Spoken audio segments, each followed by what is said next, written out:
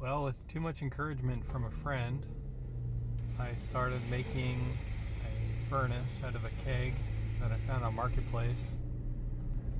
Bad news with this keg is it was still full of beer and still under pressure.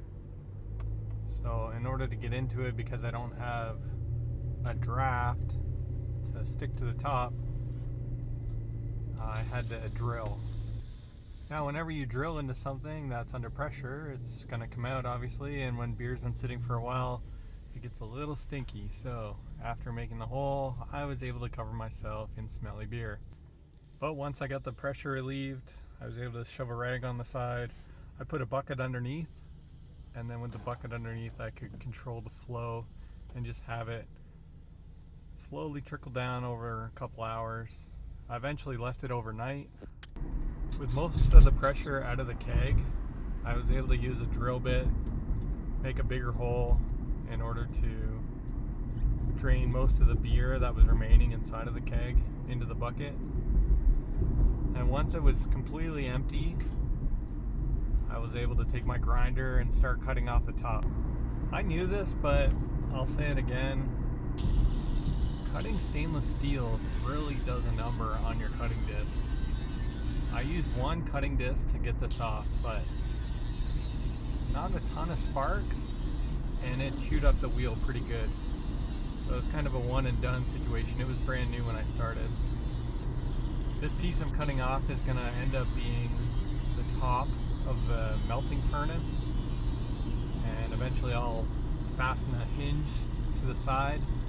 I'll be able to pivot it out of the way in order to take the top off. Now, once I finally got through the top of the keg, I was able to separate it. Because the keg's been sitting for a while, it did have this nasty film on the bottom that I eventually had to just wash out with a rag. Then I had to go over this with a flap disc that I installed onto the grinder. Just take all of the burrs off that were created during the cutting process. And once those were cleaned up, then I was able to take this downstairs.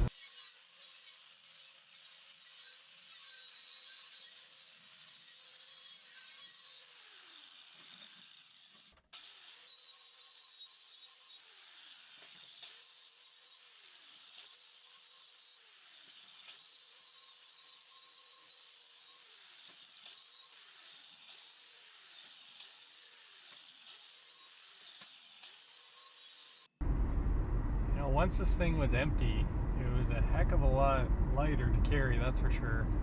With all the beer inside of it, it was very heavy. So once it's drained, it's a lot easier. And this is the inside. This is the bricks. That's the crucible that I had manufactured. A friend of mine was able to weld it. And then eventually we'll have it wrapped up in ceramic paper. Some ceramic blanket that I found on Amazon. That's to be delivered shortly. And then this wire here, 14 gauge kiln element wire that I'll be using, and that should make the elements I need once the bricks are done. So follow along.